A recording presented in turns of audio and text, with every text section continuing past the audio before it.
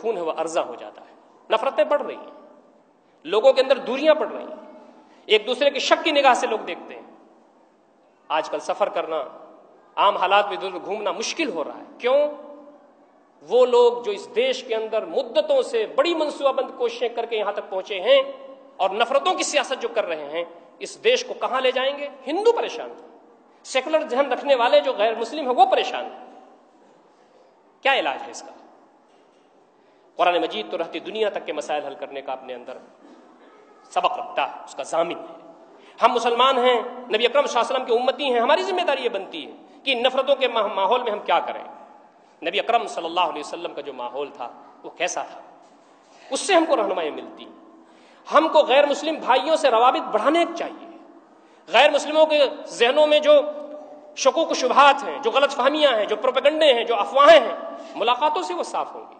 مس understandings, غلط فہمیاں ملاقاتوں سے صاف ہوتی ہیں, بات کرنے سے صاف ہوتی ہیں. اور سب سے بڑی بات جو قرآن مجید نے کہی ہے وہ یہ کہ ہم ان کے کام آئیں. ہم برائی کا جواب بھلائی سے دیں, ہم برائی کا جواب اچھائی سے دیں. اگر وہ ہمارے لیے بد دعائیں دیتے ہیں تو ہم ان کے لیے دعا کریں, اگر وہ ہمارے راستے میں کانٹے ڈالتے ہیں تو ہم ان کے راستے میں پھول ڈالیں. یہ جملے تو بڑے اچھے ہیں, لیکن اس پر عمل کرنا کوئی معمولی کام ہے؟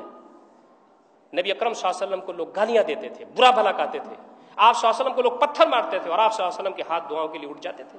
یہ کوئی آسان کام نہیں ہے, یہ مشکل ترین کام ہے اس زمین پر, لیکن یہی وہ کام ہے جو اس دیش کو بچائے گا اور یہی وہ کام ہے جو ہمیں جنت میں لے جائے گا. تو فرمایا کہ یہ کام بڑے ہی جنگی پیمانے پر کرنے کی ضرورت ہے. مسلمانوں کو زیادہ سے زیادہ غیر مسلموں سے ملنے اور ان کے ذہن جو مسموم ہو رہے ہیں ان ذہنوں کو صاف کرنے کی ضرورت ہے. یہ کام جتنے ہی بڑے پیمانے پر کیا جائے گا اتنے ہی بہتر ہوگا.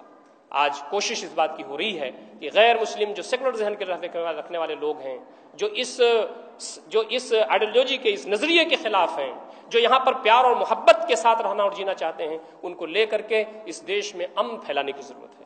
اس دیش میں اللہ تعالیٰ کے پیغام کو عام کرنے کی ضرورت ہے. مغربی یو پی کا واقعہ ہے. ایک گاؤں تھا, اس میں لوگ مسجد نہیں بننے دیتے تھے. گاؤں میں مسلمان کم تھے, غیر مسلم زیادہ تھے. یہ بہت زمانے کی بات نہیں ہے. ایک دور حیثیت والے مسلمان تھے, مولوی صاحب تھے. لوگ ان کے پاس گئے اور کہا کہ آ کر کے ہمارے پردھان جی کو سمجھا دیجئے جو غیر مسلم ہیں, مسجد نہیں بنانے دیتے. ہماری زمین ہے, ہماری جائیداد ہے, اس پر ہم نماز پڑھنا چاہتے ہیں, وہ کہتے ہیں مسجد نہیں بنانے دیں. انہوں نے کہا ہم آئیں گے. وہ وہاں پہنچے. مظفر نگر سے بس گاؤں میں جاتی تھی. مظفر نگر کی اس بس میں وہ بیٹھے. صاحب اٹھے, انہوں نے کہا بیٹی یہاں بیٹھے. انہوں نے کہا نہیں چچا آپ بیٹھے. کہا نا تو بیٹھ, میں تو کیسے بھی چلا جاؤں گا, تیرے ساتھ بچہ ہے.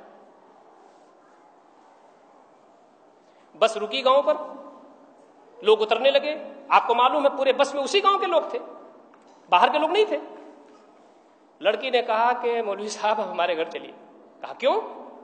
کہا نا آپ پہلے میرے گھر چلیے, چائے پیجیے, پھر آپ کو جہاں جانا ہے جائیے. لڑکی کا اصرار اتنا ہوا کہ وہ مولوی صاحب گھر گئے, اس کے گھر گئے. اندر وہ گئی, باپ گھر میں موجود تھا. جلدی سے چائے جو کچھ بھی تھا وہ لائی. باپ نے پوچھا کیا معاملہ ہے, کس مولوی صاحب کو تم لے آئی؟ وہ باپ اصلاً وہ گھر پردھانی جی کا تھا.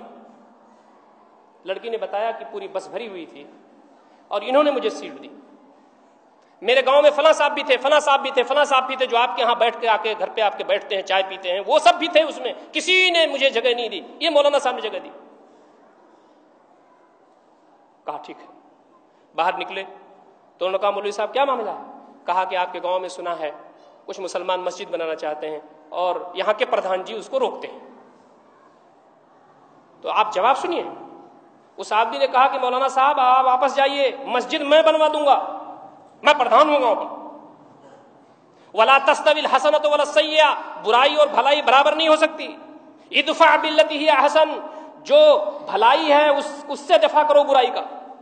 فإذا الذی بینک وبینہ عداوۃ کأنہ ولی حمیم, تو دیکھو کہ اس کے نتیجے میں تمہارے اور اس کے درمیان جو دشمنی ہے وہ جگری دوستی میں بدل جائے گی. یہ کرنے کے لیے کون تیار ہے ہم میں سے؟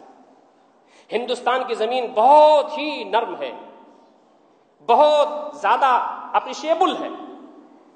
آپ کو سن کر کے حیرت ہوگی, ہندو مذہب پر تنقیدیں کی جاتی ہیں کبھی کبھی. غیر مسلموں کی جب سبھائیں ہوتی ہیں اس میں اسلام کا تعارف کیا جاتا ہے تو غیر مسلم مذہب پر تنقید بھی کی جاتی ہے اچھے الفاظ میں. وہ برا نہیں مانتے, وہ کہتے ہیں بالکل آپ صحیح کہہ رہے ہیں. اور آپ یہ لے کے کیوں بیٹھے تھے, پہلے سے کیوں نہیں بتایا آپ نے؟ اور پھر دوبارہ آپ کا اجتماع کب ہوگا؟ آپ کی باتیں کیا ہوگی؟ زمانہ بڑے غور سے سن رہا تھا، ہم ہی سو گئے داستاں کہتے کہتے۔ آج نہیں ہم اٹھیں گے، آج لوگوں کو ہم تیار نہیں کریں گے تو یہ نفرت بڑھتی جائے گی، اور نفرت ہمارے گھروں کے اندر